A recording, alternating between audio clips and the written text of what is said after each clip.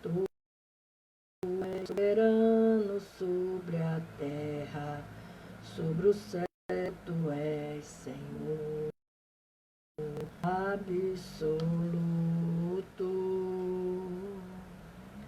Tudo que existe acontece, tu sabes muito bem, tu és tremendo.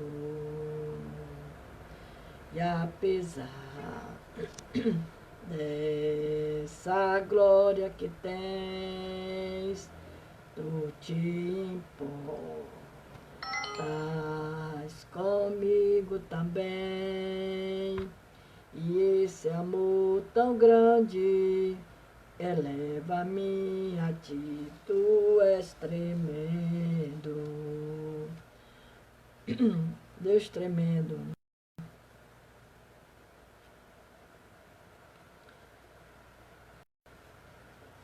Deus tremendo. Aleluias.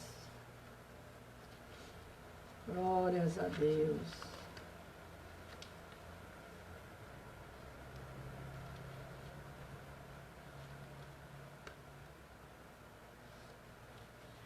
Aleluia, glória a Deus.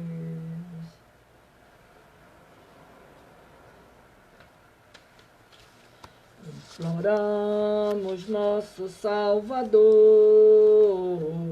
teu poder divinal, poder renovador, teu poder, teu poder, teu poder. Bendita promessa paternal, vem enchendo de real valor, de pleno poder celestial, com poder, teu poder. Com o óleo sim vem nos ungir. Pai do Senhor, Sueli, teu poder, teu poder, teu poder. Pai celeste, fazem-nos fluir. Teu poder, teu poder, teu poder. Tu já prometeste derramar tuas bênçãos e nos revestir, a tua palavra proclamar, com poder, com poder, com poder. Senhor Rosana, você melhorou, minha irmã? Com o fogo vem nos inflamar, teu poder, teu poder, teu poder.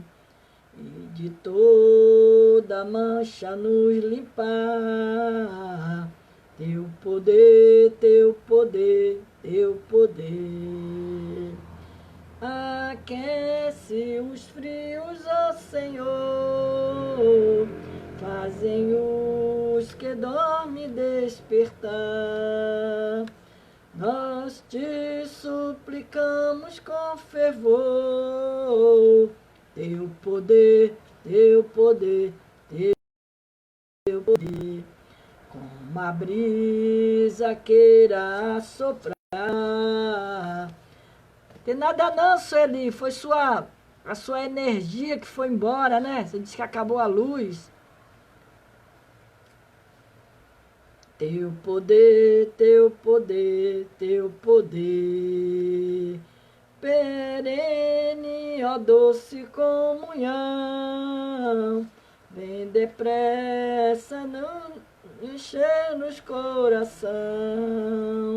Aleluia.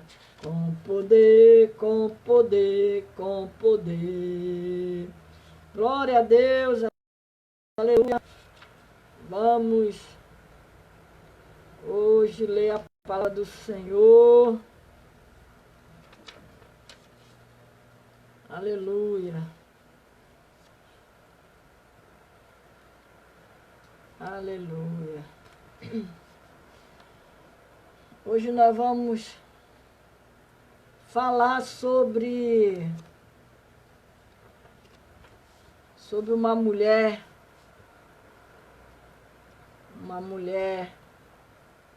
chamada Ruth. Vamos falar sobre Ruth hoje, né? Ruth, o livro de Ruth exalta o amor e a virtude de uma mulher moabita. O livro fala da oportunidade de reconciliação para todas as nações estrangeiras que busca abrigo debaixo das asas do Deus vivo. Do Deus vivo. Ruth 2:12, ela diz que o Senhor lhe retribua o que você tem feito, que seja ricamente recompensada pelo Senhor, o Deus de Israel, sobre cuja asas você veio buscar refúgio. Refúgio. Antes de lermos o livro de Ruth, nos dias em que os juízes julgavam, poucos anos antes desse início, os moabitas, sobre a liderança de Eglon, tinha invadido e subjugado uma grande parte do território de Israel por 18 anos. Por 18 anos.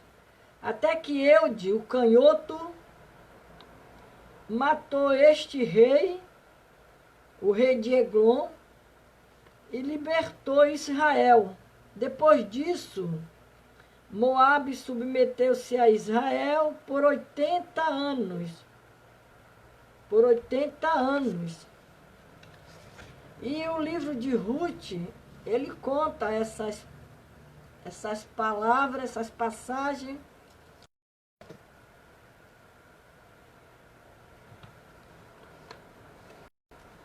Boa noite, Iracema.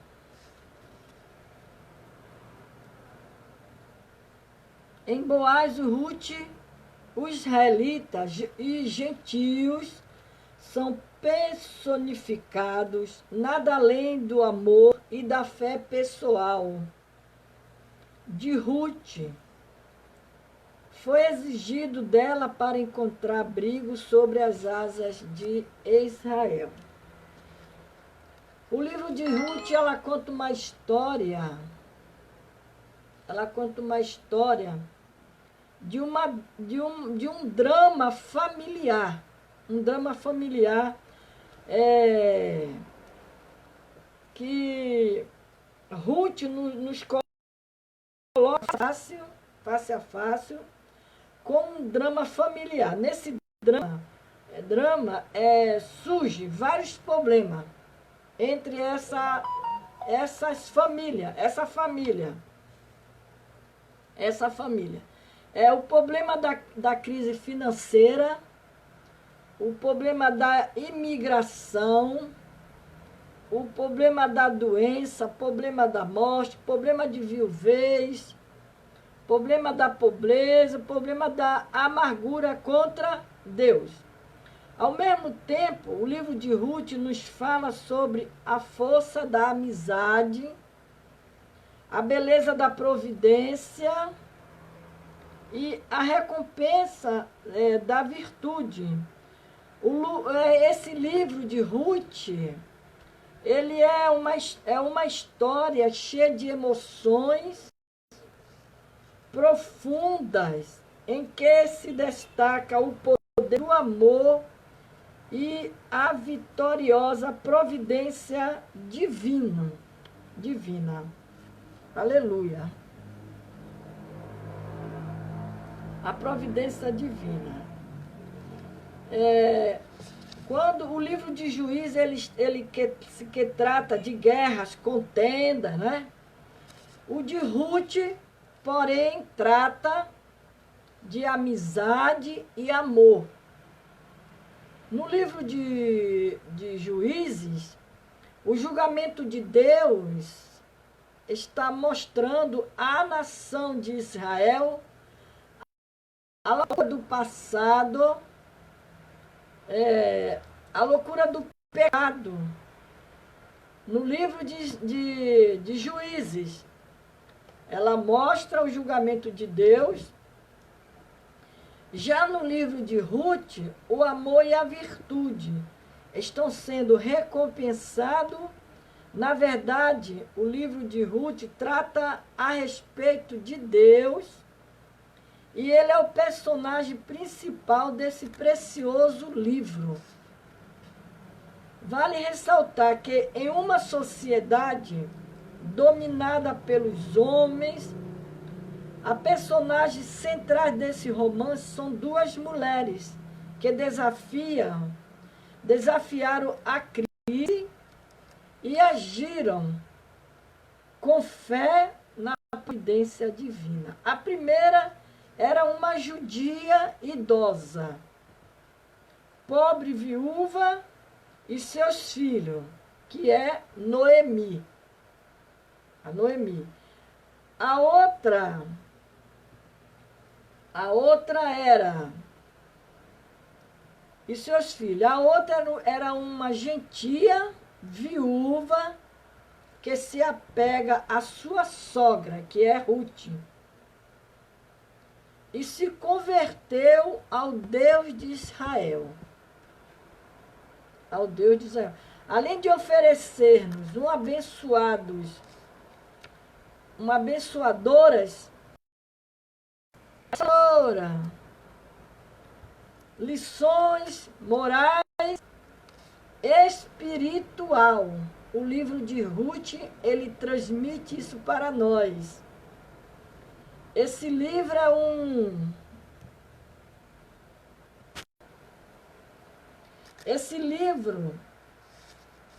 é um tributo divino às mulheres verdadeiras heroínas em campos de crise. Em campo de crise. Há 2 livros que têm com nomes femininos. O primeiro é Ruth, uma gentia que se casa com um judeu, se torna ancestral do rei Davi e do próprio Messias. O segundo livro é Esther, uma judia que se casa com um gentio para salvar seu povo de uma grande tragédia.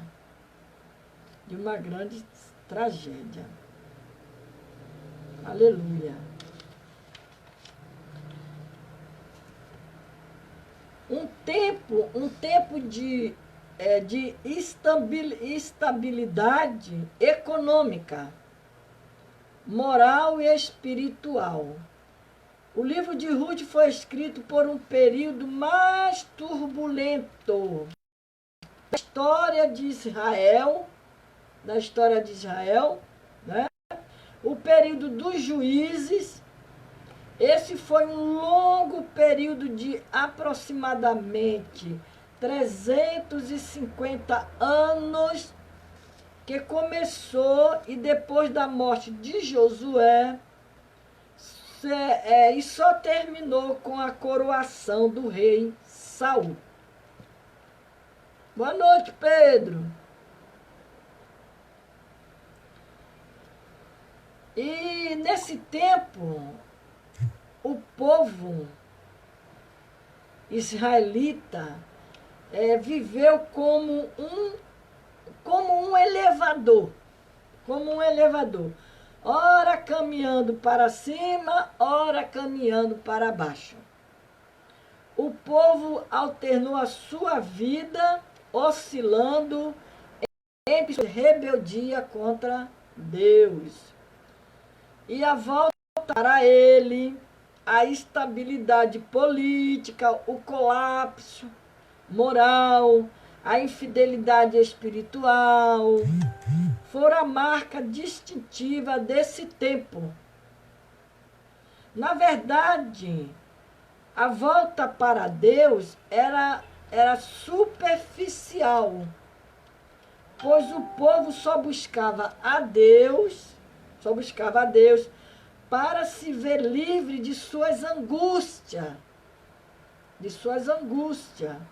Mas logo que a mão de Deus se manifestava, trazendo livramento, o povo voltava a se rebelar contra o altivo. Você vê que povo ingrato era aquele povo do tempo de Juízes. Povo ingrato. Eles procuravam a Deus quando ele se sentia angustiado.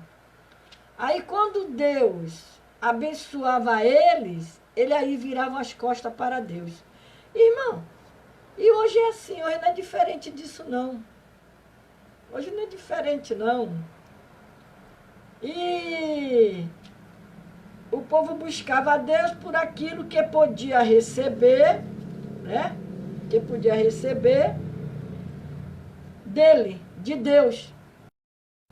Ele não entrava interessado em Deus. Eles não entravam interessados em Deus. Apenas neles mesmo. Buscava a Deus com propósito egoístico. Eles não queriam Deus, apenas a bênção de Deus. Apenas a bênção de Deus. A vida deles estava centrada neles mesmos e não em Deus.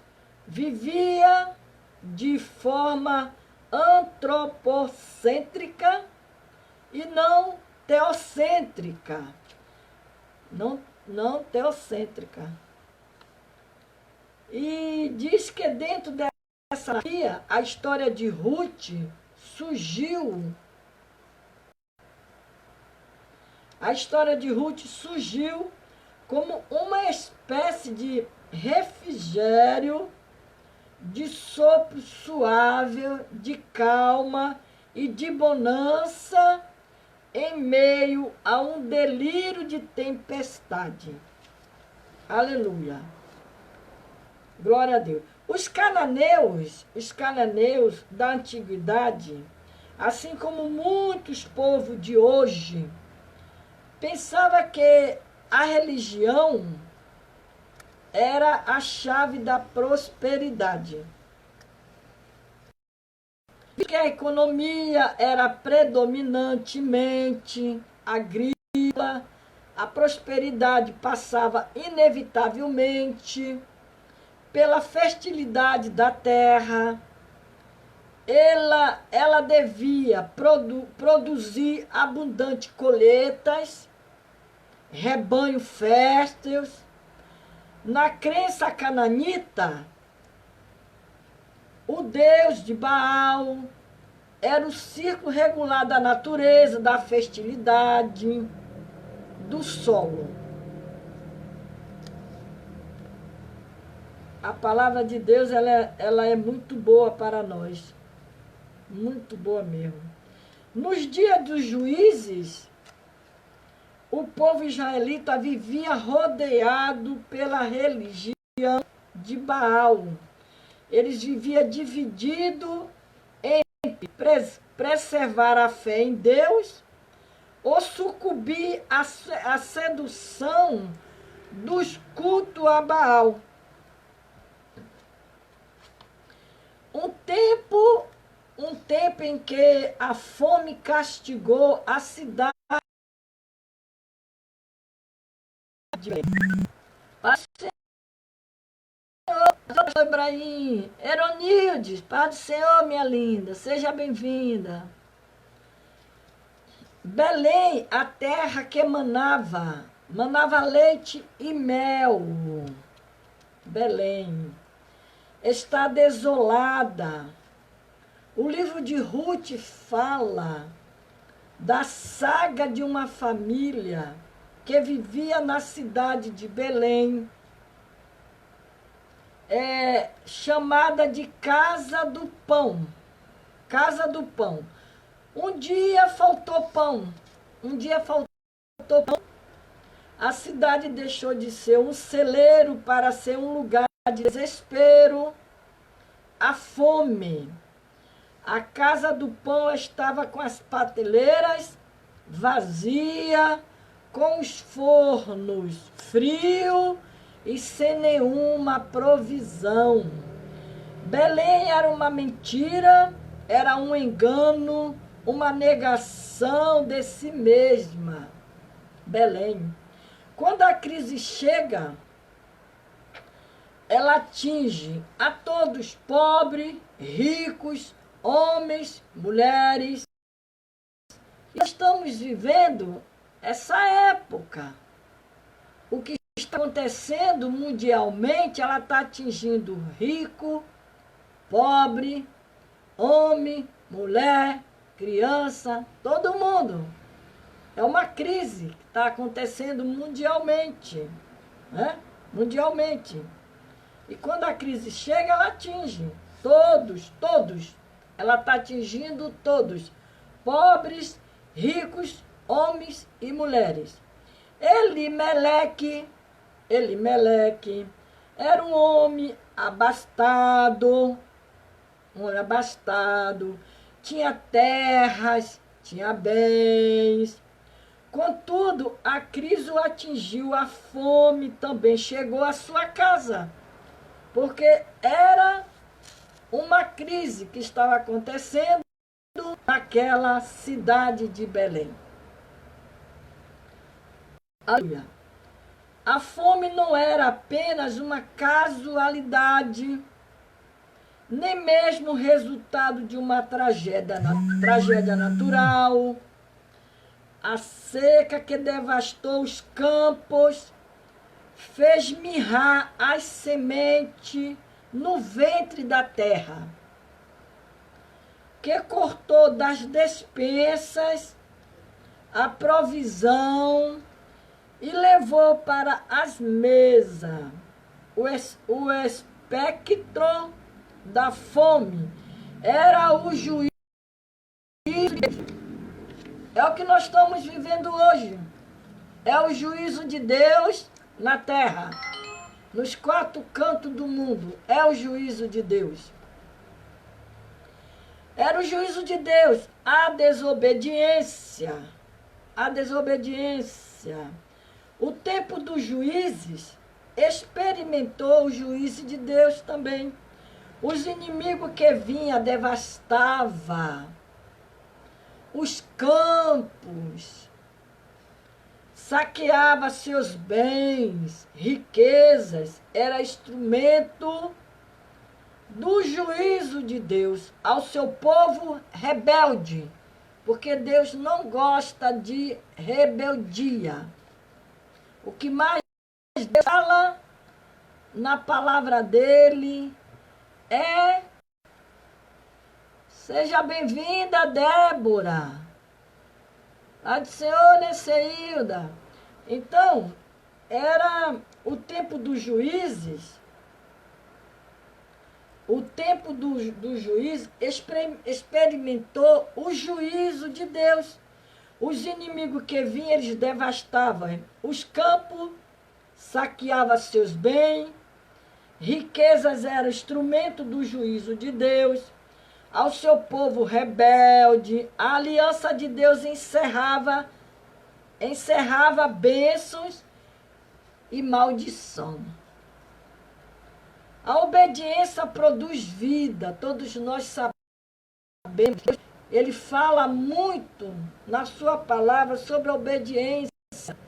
Abraão, Noé, Samuel, foram homens obedientes a Deus, Josué, Moisés.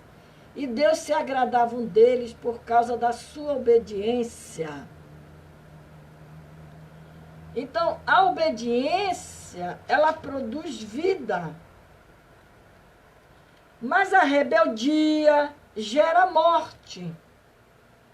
A fome era a vara da disciplina de Deus. A fome foi também a causa que levou Elimeleque a descer a Moabe. Foi a causa que levou Abraão, Jacó ao Egito. Foi a causa que levou Isaac a Gera e o próprio Jesus a ser tentado no deserto. Aleluia. O tempo em que a fuga apareceu, o único recurso para a crise. A crise é uma encruzilhada onde precisamos inevitavelmente tomar uma decisão. Uns colocam os pés na estrada, na vitória. Outros avançam pelos atalhos da fuga e do fracasso. Elimeleque, Noemi, Marlon e Quilion escolheram fugir em vez de enfrentar a crise. É o que nós devemos aprender com essas palavras. Enfrentar a crise, não fugir da crise. É a mesma coisa quem tem um problema, passa por um problema, sai daquele lugar porque do problema, e o problema vai atrás com ele, vai acompanhando. Principalmente se for um problema, interior. E diz que Elimeleque, Noemi, Marlon e Quilion escolheram fugir em vez de enfrentar a crise. Eles apostaram que a crise era irremediável e que o caminho da fuga era a única rota de escape. Contudo, fugir nem sempre é alternativa mais segura e sensata. Na hora da crise, devemos olhar para Deus, em vez de mirrarmos apenas as circunstâncias. Quando somos encurralados pelas circunstâncias adversas, precisamos acreditar que Deus está acima e no controle dela. Era um tempo de fome. Abraão fugiu para o Egito e ali quase acabou com o seu casamento. Na mesma situação, Isaac foi tentado a descer ao Egito, mas Deus lhe ordenou: não desça ao Egito. O enfrentamento da crise é melhor do que fugir. Fugir não é uma escolha segura. Na crise, precisamos buscar abrigo das asas do Onipotente, em vez de buscar refúgio.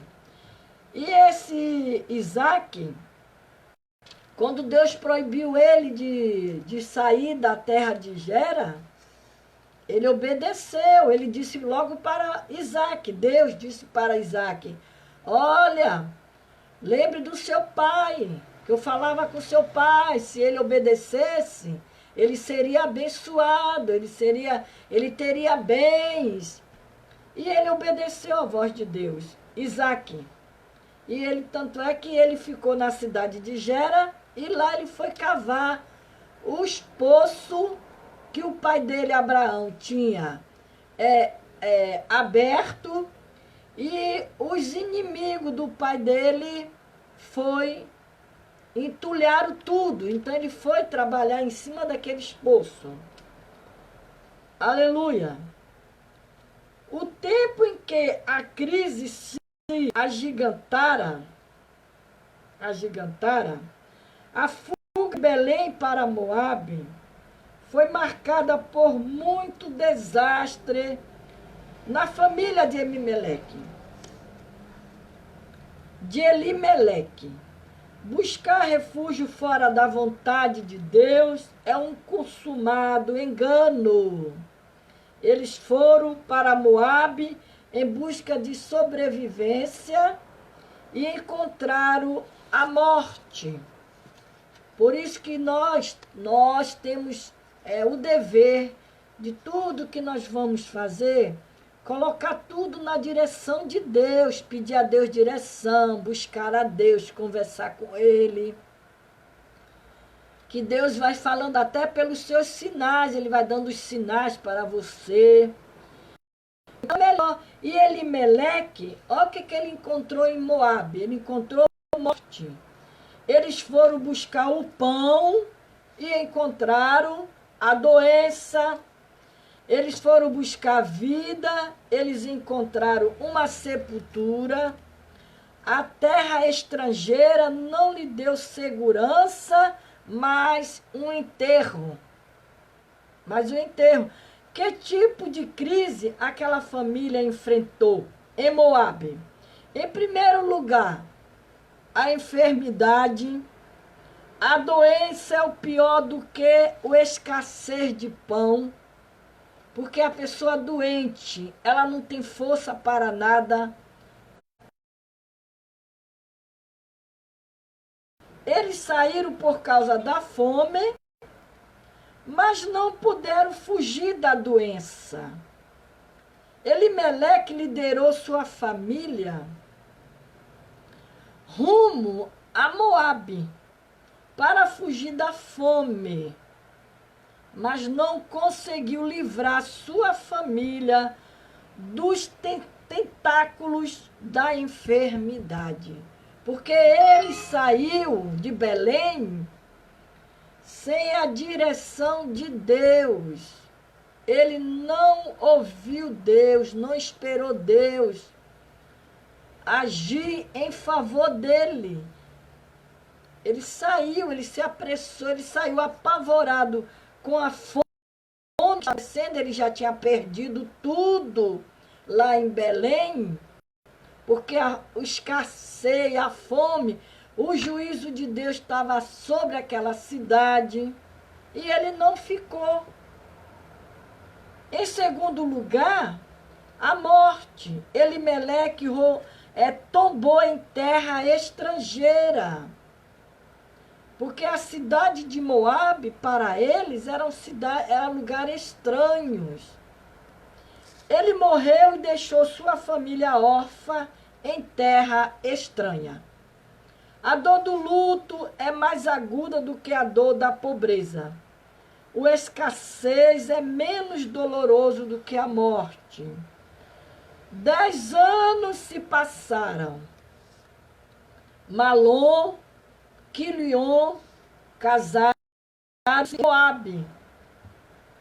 E novamente uma luz de esperança volta a brilhar no caminho daquela família imigrante. A morte, porém, volta a rondar aquela família, já marcada pelo sofrimento. De súbito, sem qualquer explicação, a vida jovem de Malom e Quilion,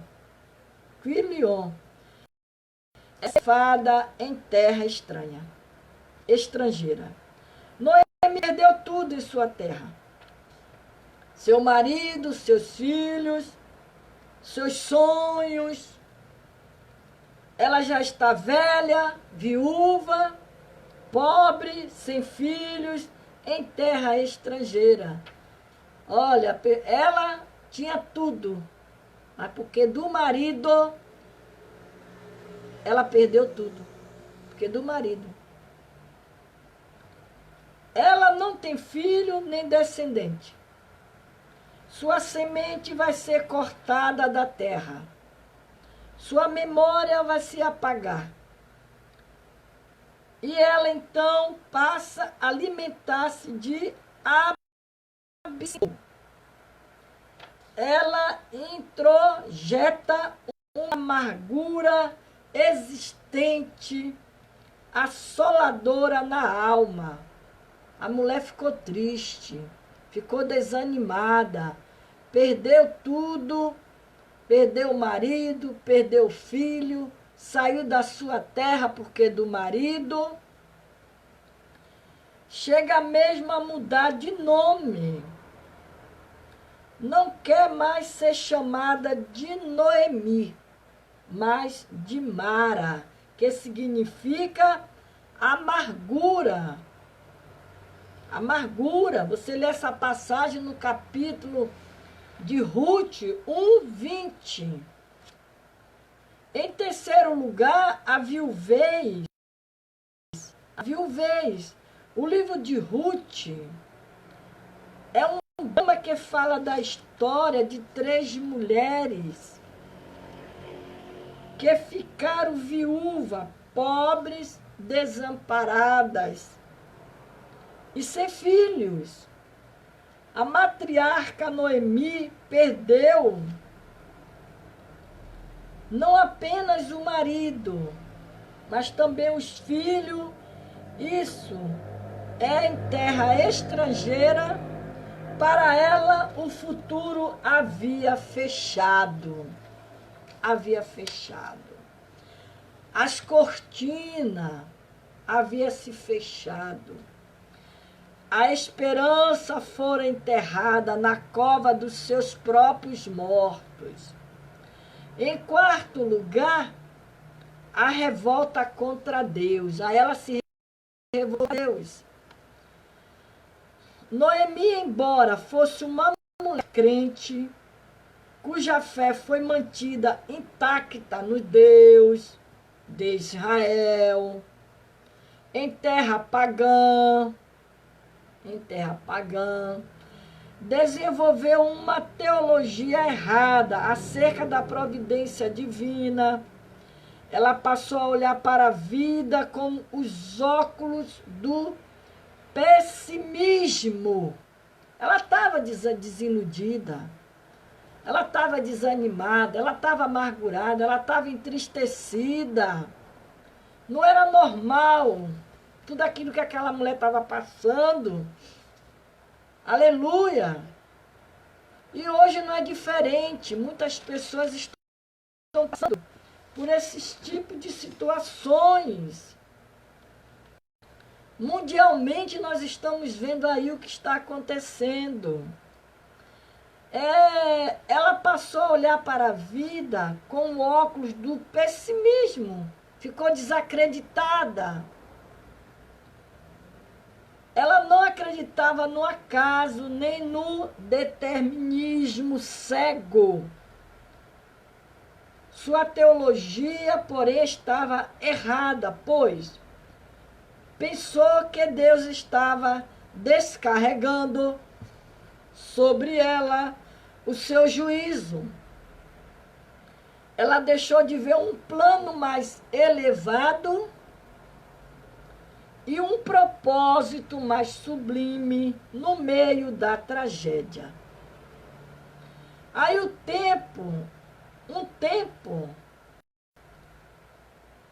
tempo de aprender a olhar a vida com os olhos de Deus. É isso que Deus nos ensina. Olhar para a vida com os olhos de Deus. Porque se a gente for olhar com os olhos da carne, a gente não vai ver nada. A gente não vai ver nada de bom. Mas se a gente olhar com os olhos de Deus, nós vamos dizer, não, Deus está permitindo que eu estou passando por tudo isso, mas Ele tem algum propósito em alguma coisa aí. Lá na frente Deus vai me abençoar, Deus vai me ajudar, Deus vai mudar a minha história. Então, se nós olharmos com os olhos de Deus, mas se olhar com o olho da carne, vai dizer, não tem mais jeito, acabou, Deus não gosta de mim, Deus não vai me abençoar, e começa. Mas olhe sempre com o seu olhar para Deus, sempre com o olhar de Deus. Em primeiro lugar, a providência do Altíssimo é maior que a tragédia humana. Deus transformou o caos em cosmo, Ele transformou vales em mananciais. Ele faz isso, Deus. Nossas tragédias em cenário de esperança, porque enquanto estamos aqui, nós temos uma esperança de um dia melhor, de algo melhor acontecer na nossa vida. Aleluia. Ele enxuga nossas lágrimas, acalma a nossa dor, coloca os nossos pés na estrada e dá mais esplêndida vitória. Deus escreveu um dos capítulos mais lindos da história, a partir da dor mais profunda de Noemi. O Eterno arrancou aquela pobre viúva do poço escuro, da solidão, da pobreza, e ergueu ao nível da mais venturosa das alegrias, fazendo dela a matriarca da esperança. Em sua terra, quando a nossa causa é perdida, com Deus ela não está perdida. Não está perdida. Quando julgamos que as circunstâncias suplantará a nossa esperança, o Deus que chama a existência as coisas que não existem, nos faz triunfar no deserto das nossas crises. É isso que Deus vai fazer com a terra mundialmente. Quando passar aí essa pandemia do inferno, e vai vir a crise, mas depois Deus vai dar alegria ao seu povo. Eu creio assim, porque a existência, o Deus que chama a existência, as coisas que não existem, nos faz triunfar no deserto das nossas crises. Nós olhando mundialmente, a gente está vendo aí um caos terrível na terra, mas nós cremos no Deus do impossível, o Deus que vai dar um fim nessa pandemia do inferno e vai dar alegria ao povo dele de volta. Em segundo lugar, o amor de Deus não é tribal, mas universal.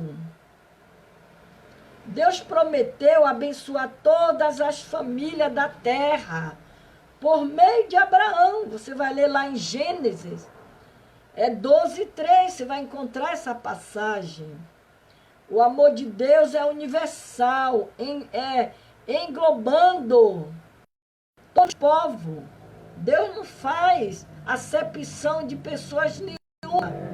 Ele ama o povo, ele ama a humanidade. A única coisa que Deus não ama é o pecado, mas ele ama o pecador. Ele ama o pecador. Porque ele quer salvar o pecador, ele quer libertar o pecador. A única coisa que ele não gosta, ele não suporta, é pecado. É o pecado. Então, ele englobando todos os povos, ele ama todo mundo. O amor de Deus não tem fronteiras. Ele inclui todos aqueles por quem Cristo verteu o seu sangue e procede de toda tribo, línguas, povos e nações. Aí você lê lá em Apocalipse 5:9. Ruth, uma moabita, foi incluída na linhagem ancestral do rei Davi e na genealogia do próprio Messias. Ruth deixa seu povo, ela deixa seus deuses, sua terra, sua parentela, e se une a uma sogra israelita, convertendo-se a Deus, de Israel. Leon Moris assim afirma: Ruth não era simplesmente uma estrangeira. Estava unida com devoção máxima a uma sogra israelita. Era além disso, uma convertida à religião judia. Aleluia. Ruth foi um exemplo vivo da verdade, de que a participação no reino de Deus não depende da carne e sangue, e sim da obediência e da fé. Romanos 1:5. Ruth aceitou de todo o coração o povo de Deus. E do povo de Israel, Deus o aceitou e fez dela uma ancestral do próprio Salvador do mundo. Aleluia. Os estudiosos, ele chega ao mesmo pensar que o livro de Ruth foi escrito para combater as tendências exclusivistas.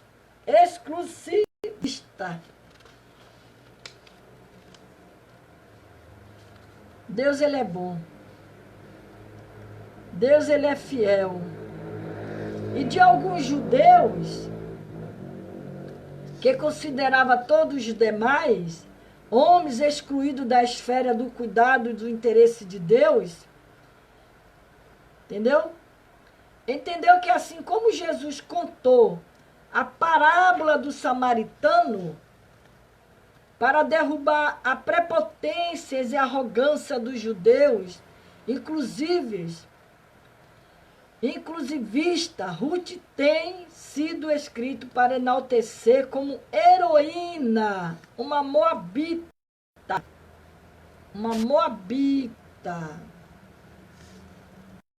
uma moabita que haveria de tornar-se ancestral do grande rei Davi. Há ainda outros estudiosos que chega até a sugerir que o livro de Ruth é um protesto contra a legislação de Esdras e Neemias, quanto ao protesto quanto ao casamento misto. Aleluia! E Deus, Ele, e em quarto lugar, nós vamos já parar para orar. E em quarto lugar, a generosidade e a conduta irrepreensível sempre serão recompensadas. O destino vitorioso de Ruth foi plantado no solo da sua vida irrepreensível, do seu amor abnegado. Sua conduta ilíbada, seu amor acendrado pela sua sogra, abriu-lhe a porta, pavimentara a caminhar a caminho da sua felicidade conjugal. A abundante semeadora que Ruth fez na vida de sua sogra foi recompensada pelo que ela fez com Noemi. Seu casamento com um homem piedoso, rico, foi a recompensa do investimento que fez na vida da sua sogra, porque ela não abandonou a sua sogra. Aleluia! Que maravilha! A virtude nunca fica sem recompensa. Quem semeia, ainda que com lágrimas, colhe seus frutos com alegria. Quem semeia com fartura, com abundância, faz sua colheita.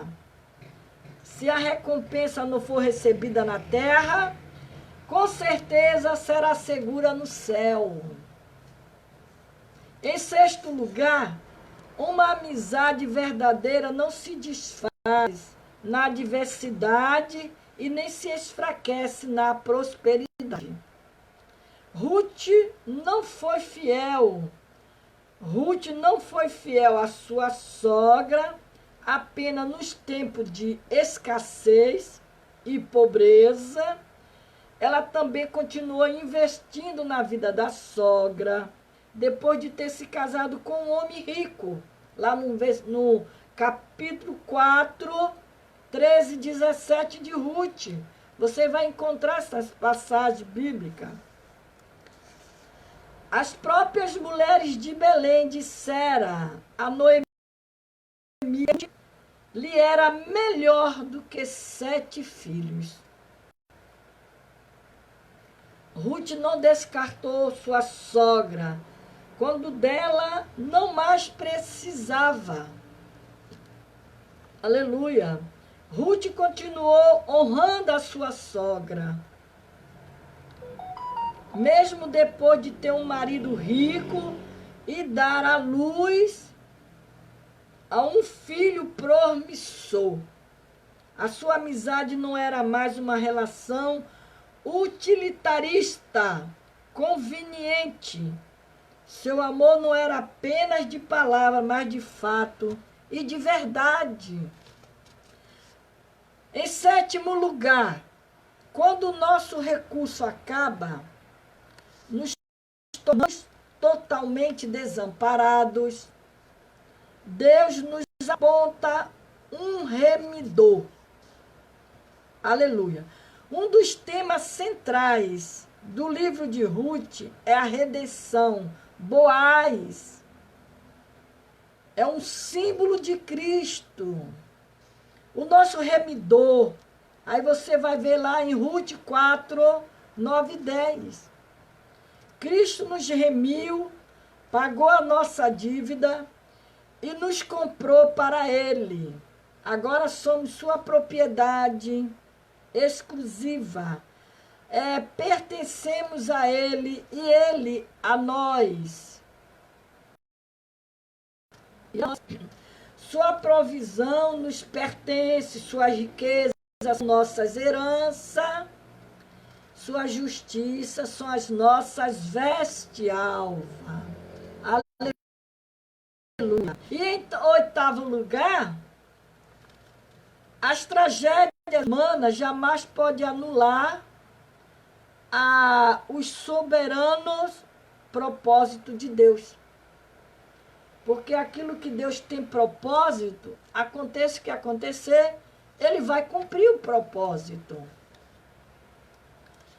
O livro de Ruth é essencialmente um livro sobre a soberania de Deus, a implicação por toda a obra é que Deus está vigiando o seu povo, fazendo acontecer a Ele o que é bom.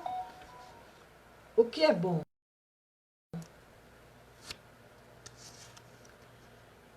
O livro é a respeito de Deus. Ele governa sobre todas as coisas. Abençoa os que confiam nele. Nós devemos sempre confiar no Senhor. Os erros da família de Elimeleque, tomando um caminho da fuga, em um tempo de crise, em vez do enfrentamento da crise, a decisão de fugir da casa do pão, em vez de clamar, aquele que tem pão com fartura, não anulará o soberano propósito do Eterno. Foi o que faltou em Elimeleque. Já que estava em crise, estava faltando pão, faltando tudo, estavam vivendo um tempo de escassez, ele, em vez de procurar a Deus, não, e fugiu para Moabe sem a direção de Deus. Não saia da presença de Deus. Não deixe de buscar a Deus. Tudo invoque o nome do Senhor primeiro. Ele mesmo diz na sua palavra: buscai primeiro o reino de Deus e a sua justiça, e as outras coisas vos serão acrescentadas. Aleluia. A morte de Elimeleque, Malom e Quilion não frustrou os desígnios de Deus. Não frustrou. Porque o propósito de Deus estava ali. Com aquela família, em alguma coisa. A viuvez e a pobreza de Noemi não fecharam a porta da providência divina. A amargura existencial de Noemi não impediu o braço de Deus. Não impediu o braço de Deus. Abria as janelas dos céus. O casamento de Malom com uma mulher pagã não frustrou os propósitos do Eterno de converter-lhe a alma ao Deus de Israel, a ser avó do grande rei Davi, uma das ancestrais do Messias. No meio de uma noite escura, Deus estava escrevendo um dos capítulos mais emocionantes da história. No meio da tragédia humana, os propósitos soberanos de Deus estavam sendo estabelecidos. Espere e confiança em Deus, que o desenrolar do mosaico da sua vida, por fim, terá sentido. Tudo isso, irmãs, que nós estamos passando, estamos vivendo, mundialmente, nós sabemos que tem um propósito de Deus. Aleluia. Há um propósito de Deus para tudo isso. Há um propósito de Deus.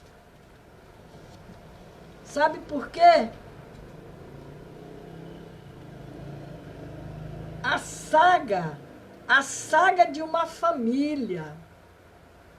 A saga de uma família.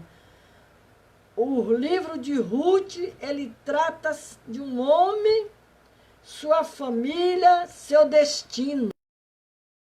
Lembrando de que Deus, o Deus das nações, também está interessado nas coisas comuns relacionadas a um homem. Diz ainda o mesmo escritor que o interesse de Deus no destino de um homem, nos dias em que julgava o juízo, deveria nos lembrar que até mesmo as nossas coisas mais comuns são significantes para Deus. Se encaixa no seu cuidado todo-poderoso. Na escuridão da circunstância adversas, essa família belemita saiu da sua terra em busca de refúgio e encontrou a morte. Amanhã nós prosseguimos com a história de Ruth. No nome de Jesus. Amanhã nós prosseguimos. 9 horas, amanhã às 21 horas da noite, estamos aqui. E prosseguimos com essa história da Ruth que vai até o capítulo 4. Amanhã nós terminamos ela, no nome de Jesus, tá? As histórias, agora nós vamos orar. Vamos orar. E amanhã prosseguimos de novo com o livro de Ruth. Vamos orar, vamos continuar orando pelo Edemilson Damas. Vamos orar por Luiz Coutinho. Pelo rapaz chamado... Eu tinha que anotar o nome dele para eu não esquecer. Que são pessoas que estão precisando do socorro de Deus. Aleluia.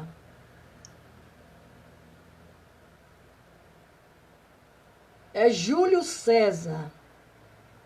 Vamos orar por ele. Júlio César, ele está muito mal. Ele precisa das nossas orações. Vamos orar. Vamos pedir a Deus que Deus visite ele no hospital.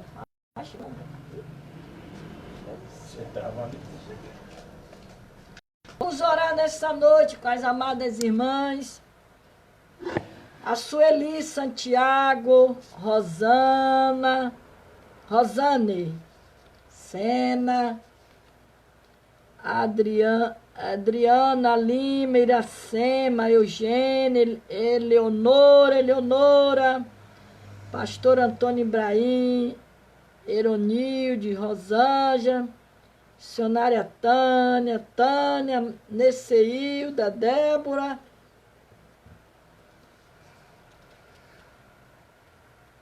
Neceilda e Nelceilta, Flávio e Joana. E tem a irmã Alessandra, que chegou aí agora. Vamos orar nesta noite. Tá bom, amadas? Amanhã, com a permissão do nosso Deus, estaremos aqui às 21 horas de novo. Vamos continuar com o livro de Ruth. Quem gostou da história de Ruth, amanhã volta a assistir para ver o final de toda essa história que é benção pura. Ele é uma benção. Vamos orar. Soberano Deus, eterno Pai, nesta noite, meu Deus, eu te apresento as tuas filhas, tuas servas, Senhor. Ó Deus, eu te peço agora em nome de Jesus, Senhor, que o Senhor visite a casa de cada uma. Visite o lar das tuas filhas, Deus. Se tiver enfermidade, Senhor, que o Senhor venha repreender. Visita os enfermos agora. Visita agora, Senhor, aqueles que estão, Pai, ali no leito de dor, aqueles que estão tubados, aqueles que estão ali, Senhor, precisando, Senhor, da tua providência, Pai. E é no nome de Jesus que eu te apresento agora todos os enfermos, Senhor. Jesus, eu te peço agora pela nossa família, nossos familiares, a nossa parentela, Senhor. Toma os nossos netos nas tuas mãos, nossos genros, toma os nossos irmãos, sobrinhos, sobrinhas, primos, primas, Senhor, nossas irmãs, a nossa parentela. Os de longe e os de perto, Pai.